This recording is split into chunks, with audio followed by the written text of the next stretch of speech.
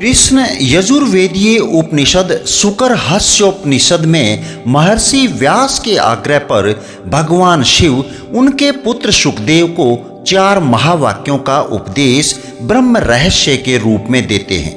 वे 4 महावाक्य ये हैं: ओम प्रज्ञानम ब्रह्म, ओम अहम ब्रह्मास्मि, ओम तत्त्वमसि और ओम अयमात्मा ब्रह्म।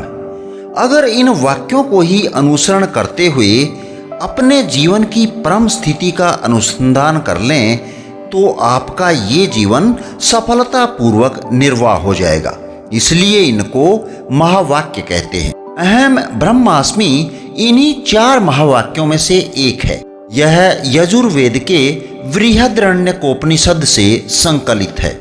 इस महावाक्य का अर्थ है मैं ब्रह्म हूँ। यहाँ अस्मि शब्द से ब्रह्म और जीव की एकता का बोध होता है।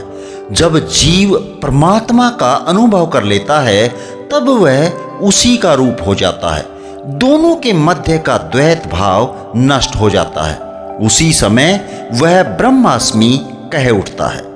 अहम ब्रह्मास्मि में अहम का अर्थ मनुष्य की आत्मा है और ब्रह्म का अर्थ किसी देवता से नहीं बल्कि सर्वव्यापी चेतना से है। अस्मि का अर्थ ब्रह्म और आत्मा दोनों के एकाकार होने से है। ब्रह्म उसी तरह आत्मा में है जिस तरह नमक को पानी में घोल देने पर नमक और पानी में भेद नहीं किया जा सकता। अद्वैत वेदांत में बताए गए 4 महावाक्यों में से अहम ब्रह्मास्मि सबसे सूक्ष्म है। अब सवाल ये उठता है कि यदि सभी आत्मा ब्रह्म हैं तो जितने जीव हैं उतने ब्रह्म होंगे, और यदि ऐसा हुआ तो अद्वैत के मूल सिद्धांत पर ही सवाल खड़ा हो जाएगा। बृहदारण्यक उपनिषद में इस शंका का समाधान करते हुए कहते हैं ब्रह्म के 2 स्वरूप हैं। एक व्यक्त जो मरण धर्मा है, जड़ है, स्थिर है, और दूसरा वह जो अव्यक्त है, अमृत है, अमृत है, सतत गतिमान है। लेकिन दोनों का मूल तत्व एक ही है, तत् त्वम असि, तुम भी वही हो, यानी कि तुम भी ब्रह्म हो। यह सच है कि कोई भी इंसान अपनी आत्मा की पहचान ब्रह्म से कर सकता है, क्योंकि शास्त्रों में दोनों के लक्षण एक समान बताए गए हैं। श्रीमद् शंकराचार्य ने कहा है कि सब कुछ ब्रह्म है।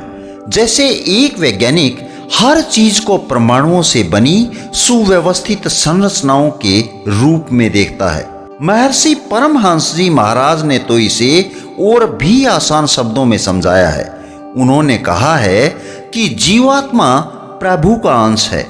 उन्होंने बताया कि बाहर के आकाश को महदाकाश कहते हैं, घर के भीतर के आकाश को मठाकाश कहते हैं, और एक घड़े के अंदर के आकाश को घटाकाश कहते हैं। क्या एक घर के अंदर का आकाश बाहरी आकाश से भिन्न है? बिल्कुल नहीं। इसी तरह से घड़े के अंदर का आकाश भी वही आकाश है जो बाहर का आकाश है। फर्क बस इतना है कि घड़े का आकाश एक आवरण से ढक गया है।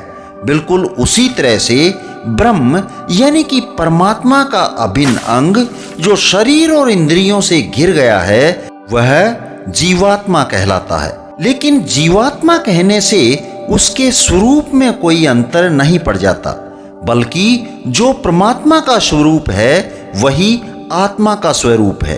एक साधक जब ध्यान के माध्यम से इस माया रूपी आवरण को हटा देता है तब उसे ज्ञात हो जाता है कि जो वह है वही परमात्मा है, और जो परमात्मा है वो ही वह है। इसके बाद वो सिर्फ यही अनुभव करता है अहम ब्रह्मास्मि। फिर सवाल ये उठता है कि यदि आत्मा ही ब्रह्म है तो उसे सत्य का नित्य अनुभव क्यों नहीं होता? अद्वैत दर्शन इसका कारण माया या अविद्या को बताता है। श्रीमद् शंकराचार्य कहते हैं ब्रह्म सत्यम जगन मिथ्या जीवो ब्रह्मैव न परः। केवल ब्रह्म सत्य है और जगत मिथ्या है। ये जो मिथ्या को सत्य दिखाता है वही अविद्या है। रस्सी को देखकर सर्प का आभास होना माया है, अविद्या है, अज्ञानता है।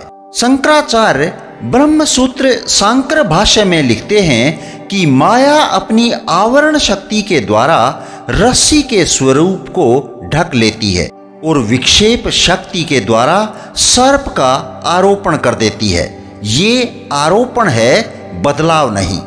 रस्सी सर्प का रूप नहीं लेती है, अपितु सर्प का आभास कराती है। यह विवर्त है, धोखा है, भ्रम है, परिणाम नहीं। धन्यवाद। जय हिंद, जय भारत।